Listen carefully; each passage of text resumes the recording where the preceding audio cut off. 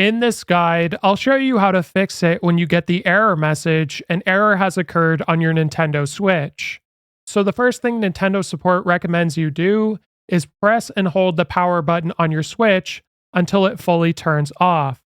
Now, you can also go to power options here and just simply select turn off, and then you want to leave your Switch turned off for about 5 to 10 seconds before turning it back on.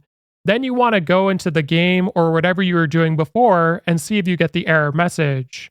Now, if you're still getting the error message, what you can do at this point is go to System Settings.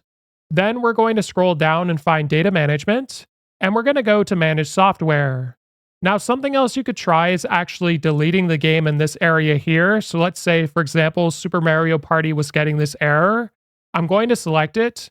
Then I could either archive the software, which will leave the icon on the home menu to quickly re-download it, or I could delete the software, which is going to delete the icon on the home menu, but both of these options won't delete your saved data.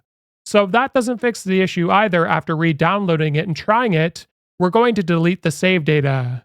Now you can back it up using the Save Data Cloud if you have Nintendo Switch Online, so I recommend you get that if you want to do that.